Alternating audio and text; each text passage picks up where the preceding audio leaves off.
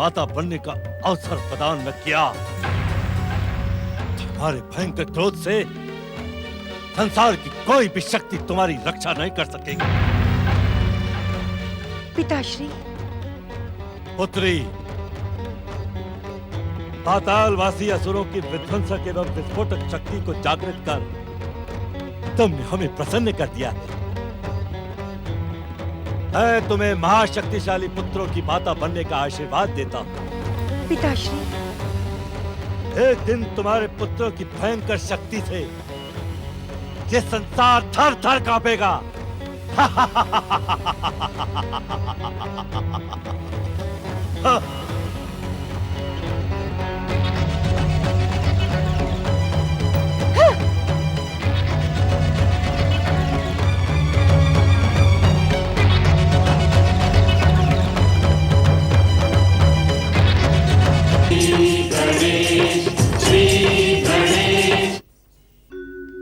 मैं सत्कर्म का प्रमाण देने वाली भक्ति हूँ।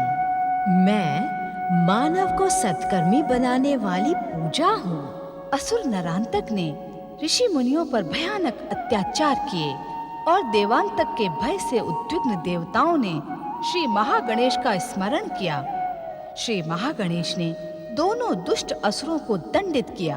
अहंकारी दक्ष ने अपनी पुत्री दिति की उपेक्षा के कारण उसके पति ऋषि कश्यप को प्रताड़ित किया और एक महान यज्ञ की घोषणा की। हाँ मंत्री। आज्ञा महाराज।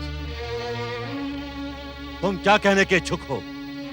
मैं सत्य कह रहा हूँ पृथ्वी सम्राट। राजकुमारी दिति ने जिन पातालवासी असुरों, देवांतक और नरांतक का आह्वान किया था, उन्हें स्वयं परम देव श्री महागणेश ने दंडित किया है। महागणेश?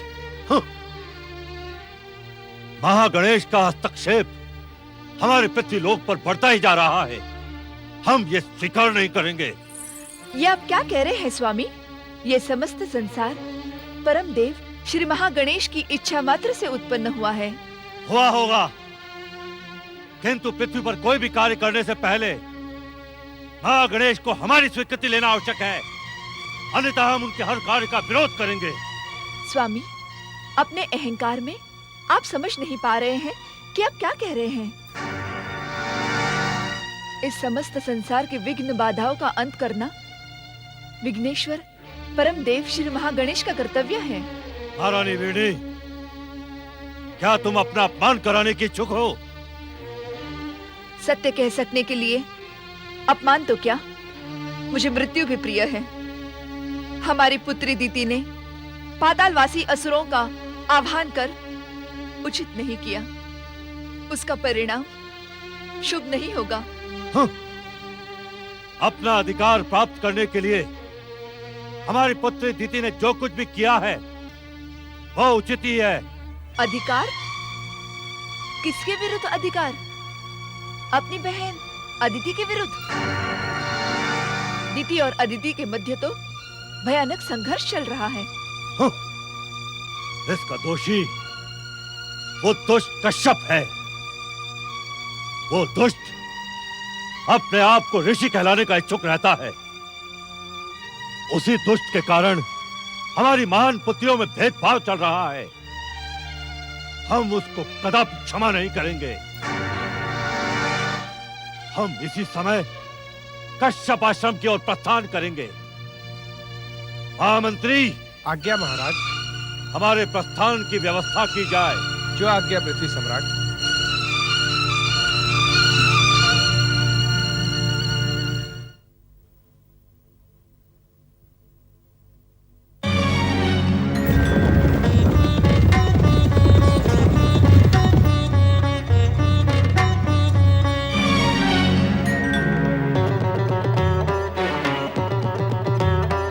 पातालवासी असुरों को जागृत कर परम देव श्री महागणेश के क्रोध का परिणाम देखा तुमने? आसुरी शक्ति पराजित नहीं हुई है। ये तुम नहीं, तुम्हारा अहंकार बोल रहा है दिति। तुम्हारा अभियान परम देव श्री महागणेश ने इच्छा मात्र से ध्वस्त कर दिया। किंतु ध्वस्त होने से पूर्व ही मेरे अभियान ने इस संसार को भयानक, विध्वंसक, विस्फोटक आसुरी शक्ति का परिचय दे दिया है। किंतु लाभ क्या हुआ देवी? ये मेरा पहला प्रयास था जो कुछ सफल रहा, किंतु मेरा दूसरा प्रयास पूर्ण सफल होगा। इस संसार पर मेरे द्वारा निर्देशित आसुरी शक्ति अपना अधिकार करेगी।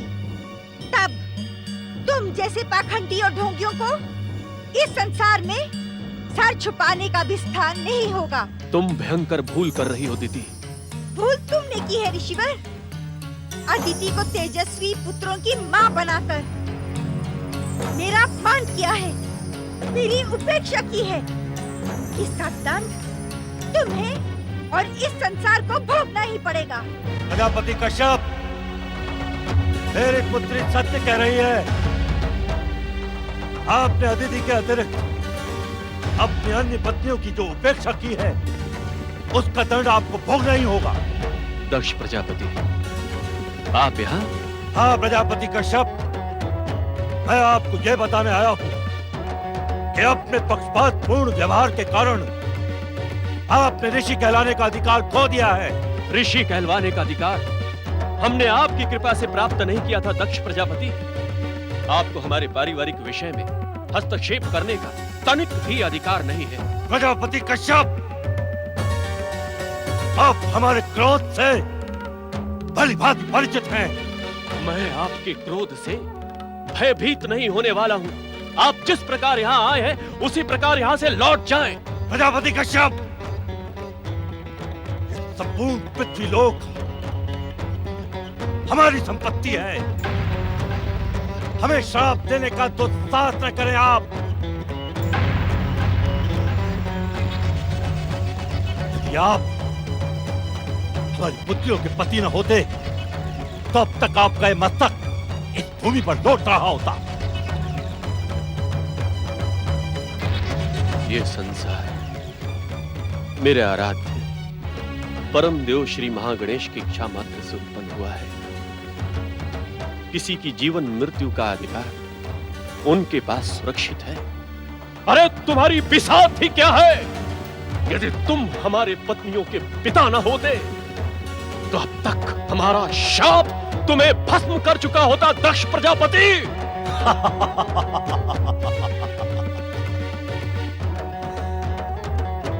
आपके दुस्साहस की तो प्रशंसा करने की इच्छा होती है ऋषि कश्यप, किंतु यदि तुमने दिति को महान पुत्रों की माता बनने का अवसर प्रदान न किया तो तुम्हारे भयंकर क्रोध से संसार की कोई भी शक्ति तुम्हारी रक्षा नहीं कर सकेगी। पिताश्री, पुत्री, पातालवासी असुरों की विध्वंसक एवं विस्फोटक शक्ति को जागृत कर तुमने हमें प्रसन्न कर दिया है। मैं तुम्हें महाशक्तिशाली पुत्रों की माता बनने का आशीर्वाद देता हूँ। पिताश्री, एक दिन तुम्हारे पुत्रों की भयंकर शक्ति से ये संसार थर थर कांपेगा।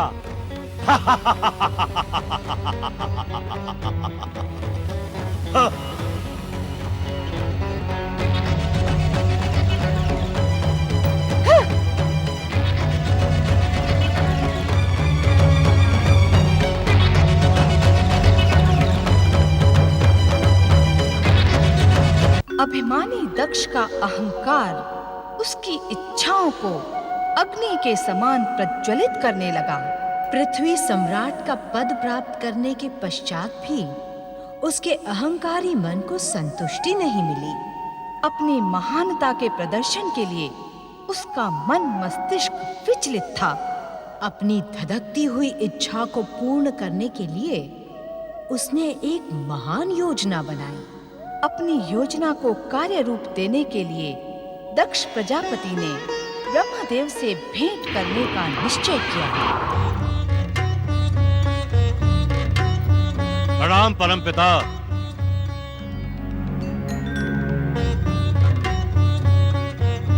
अपने इस महान पुत्र पृथ्वी के अधिपति दक्ष प्रजापति का प्रणाम स्वीकार करें परमपिता।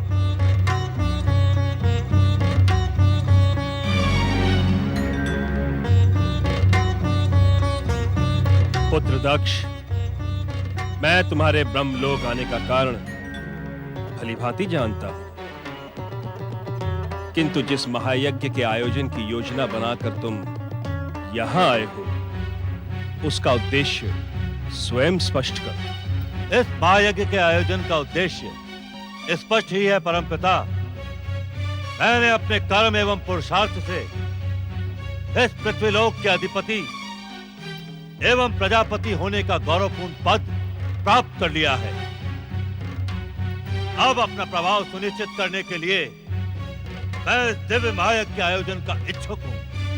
ऐसा प्रतीत होता है कि अपने जामाता प्रजापति कश्यप ऋषि के सत्य कथन को सुनकर ही तुम्हारे मन में अपना प्रभाव सुनिश्चित करने की भावना ने जन्म लिया है।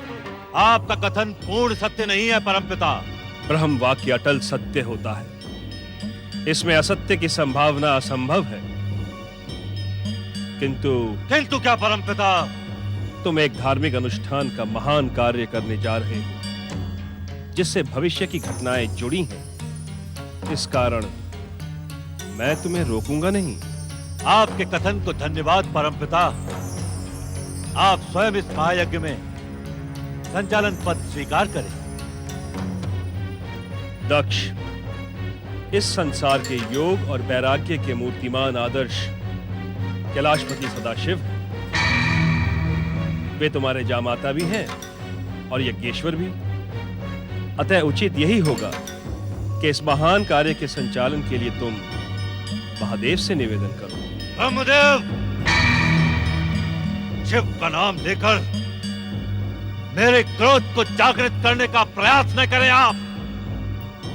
आपके कहने से मैंने उसे अपनी कन्या का दान अवश्य दिया है, किंतु वो भूत प्रेत और पिशाचों की सेवा स्वीकार करने वाला है। उस श्मशान में वास करने वाले का महायज्ञ में क्या काम? मैं तो उसे आमंत्रित भी नहीं करूंगा।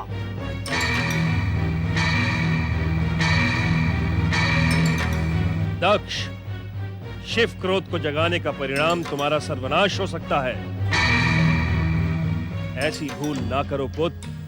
ये भूल नहीं, पृथ्वी के अधिपति दक्ष प्रजापति का अंतिम निर्णय है। शिव की अनुपस्थिति में तुम्हारे महायज्ञ का उद्देश्य ही अपूर्ण रह जाएगा पुत्र। उस उद्देश्य को आप पूर्ण करेंगे। असंभव। शिव का अपमान करने वाले के अनुष्ठान में हम उपस्थित हो ही नहीं सकते दक्ष। परमपिता, आप मेरी पुत्री दीति के क्रोध का परिणाम देख चुके हैं। यदि आपने मेरे इस महायज्ञ को अपना सहयोग नहीं दिया, तो मेरे भयंकर क्रोध का परिणाम आपको ही नहीं, अपितु सारी सृष्टि को भुगतना होगा। सृष्टि के रचनाकार ब्रह्मदेव, सावधान।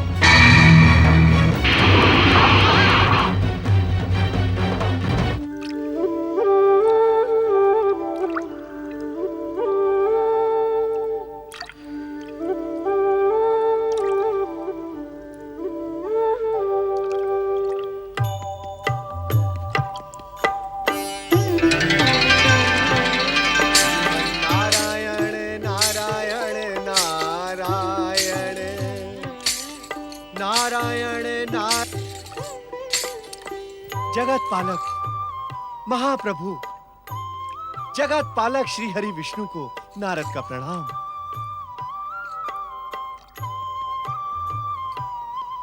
कहें देवर्षि नारद, आज क्षीर सागर का मार्ग कैसे भूल पड़े? नारायण नारायण, क्षीर सागर में विराजमान श्रीमन नारायण तो सदैव ही इस नारद के हृदय में विराजते हैं। उनके परम पावन दर्शनों के लिए इस दीनहीन नारद को मार्ग खोजने की आवश्यकता नहीं है प्रभु। नारायण नारायण। भूमिका बनाने में चतुर नारद, अपने आने का उद्देश्य तो स्पष्ट करो, क्योंकि ये तो स्पष्ट है कि तुम्हारे हृदय प्रदेश में विराजने वाले नारायण से जब तुम्हारी जिज्ञासा शांत नहीं हुई होगी, तभी तुम्हें क्षीर सागर वासी नारायण का स्मरण हुआ है। प्रभु, नारायण शब्द का तो उच्चारण मात्र ही हर समस्या एवं जिज्ञासा का स्वयं समाधान है। किंतु प्रभु, अपनी बात निसंकोच कहो नारद। श्री हरि, परम देव, अविघ्नेश्वर श्री महागणेश की कृपा दृष्टि होते हुए भी सृष्टि संपादन के कार्य में विघ्न एवं बाधाएं क्यों उत्पन्न हो रही हैं? तुम्हारे जैसे परम विद्वान को यह प्रश्न पूछते देख आश्चर्य हो रहा है नारद। तुम इसे श्री महागणेश की लीला भी कह सकते हो। लीला? किंतु प्रभु, ऐसी लीला का उद्देश्य? नारद, लीला का उद्देश्य सदा ही जन कल्याण और सृष्टि उत्थान में ही निहित रहता है। काम, क्रोध, मद, लोभ और अहंकार से संघर्ष करने का अवसर प्राणी मात्र को हम महाशक्तियों की लीला के माध्यम से ही प्राप्त होता है। नारायण नारायण। जो प्राणी अपने संघर्ष में इन विकारों पर विजय प्राप्त कर लेता है, वो पूर्णता को प्राप्त करता है, और पराजित होने वाला आवागमन के चक्र में भटकता रहता है। किंतु हे श्री हरि, दक्ष प्रजापति ने अपनी पुत्री दिति को एक भयानक शक्ति संपन्न पुत्र होने का आशीर्वाद प्रदान किया है। नारायण नारायण। तुम्हारी भांति दक्ष भी ब्रह्मदेव का ही मानस पुत्र है। दक्ष का वरदान असफल नहीं हो सकता। समय आने पर देवी दिति एक प्रतापी पुत्र की माता अवश्य बनेंगी। परम पिता को नारद का प्रणाम स्वीकार।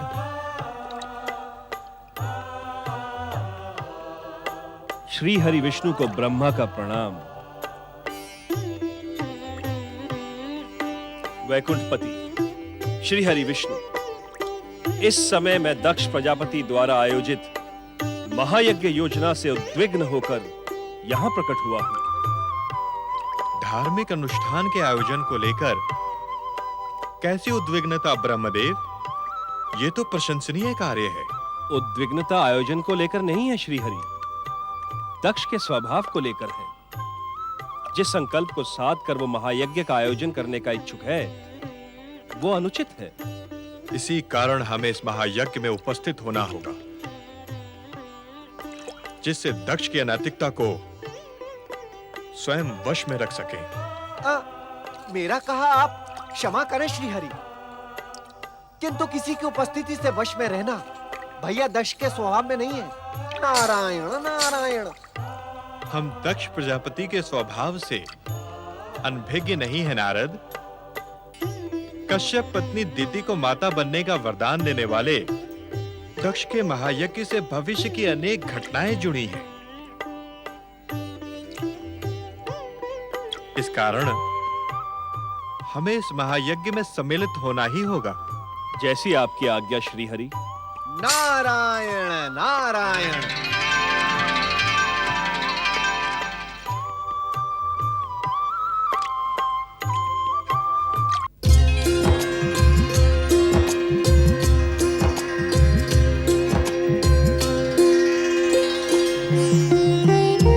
तुम्हारी सेवा भावना से हम अति प्रसन्न हैं।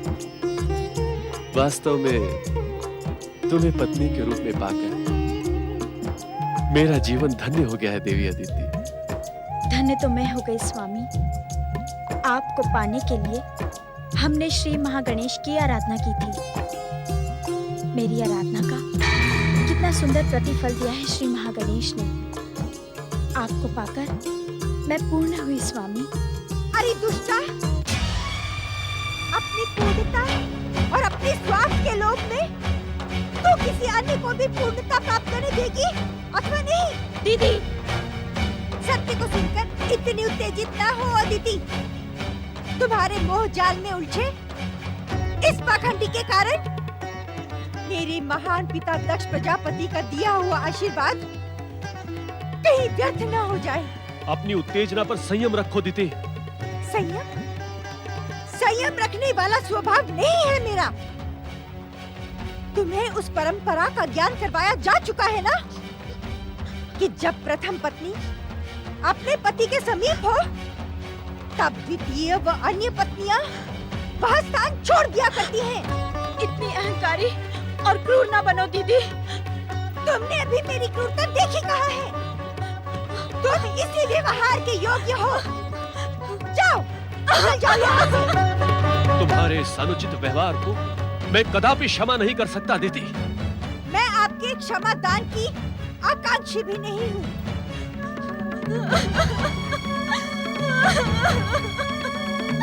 आप मात्र मेरे पिता के आशीर्वाद को पूर्ण करने वाले एक माध्यम भर हैं। आपको इसी समय मेरे पिता के आशीर्वाद को सत्य करना होगा। उचित समय आने पर मैं तुम्हारी मनोकामना अवश्य पूर्ण करूंगा दीदी। नहीं, आपको अभी इसी समय मेरी इच्छा पूर्ण करनी होगी। तुम ये भली भांति जानती हो, ये मेरे संध्या पूजन का समय है। मेरे लिए आप संध्या पूजन का बहाना बना रहे हैं, किंतु उस दुष्टा कुल कलंकनी अदिति के साथ प्रेम प्रदर्शन कर रहे थे। मैं समय की प्रतीक्षा कर रहा था दीदी। तो कुछ देर और प्रतीक्षा करें। संध्या पूजन में विलंब हो जाने से कोई पहाड़ नहीं टूट गिरेगा। तुम्हारे आग्रह के लिए ये उचित समय नहीं है दीदी। मैं आग्रह नहीं कर रही हूँ, मैं अपना अधिकार मांग रही हूँ दीदी। जिसे आपको देना ही पड़ेगा। दीदी, मेरी बात समझने का प्रयास करो। संध्या समय में जब दो काल मिलते हैं, तब ऐसा विचार मन में लाना पाप है। जानती हो क्यों? क्यों? क्योंकि संध्या काल में कैलाशपति भगवान शिव अपने गणों के साथ विश्व का भ्रमण करते हैं, और ऐसे समय में ऐसा कार्य करने वाला शिव क्रोध का भागी होता है। शिव का नाम लेकर आप मुझे मेरे अधिकार से वंचित कर रहे हैं। किंतु ये सत्य है दीदी। संपूर्ण विश्व में कैलाशपति शिव और उनके गणों को देखने के लिए हम और आप ही मिलेंगे क्या? भगवान शिव त्रिकालदर्शी, उन्हें तीनों लोकों का ज्ञान रहता है दीदी। रहता होगा, किंतु मेरे लिए शिव मेरी छोटी बहन सती के पति हैं। वे मेरा अनिष्ट कदापि नहीं चाहेंगे। शिव जी को संबंध से नहीं, कर्म से प्रेम है। माता बनना हर नारी का निश्चित कर्म और सुनिश्चित अधिकार है। शिव उसमें आड़े क्यों आने लगे? शिव जी आड़े आते तो अब तक तुम बात क्यों रोक दी? कहीं स्वामी, कहीं आप यही चाहते हैं ना कि मेरा सर्वनाश हो जाए? यदि आप उत्तर देने की इच्छुक नहीं हैं, तो मेरी भी घोषणा सुन ले। या तो आप मुझे इंद्र और सूर्य से भी प्रतापी पुत्र प्रदान करें, या मैं इसी समय आपके सम्मुख अपना सर्वनाश कर लूंगी।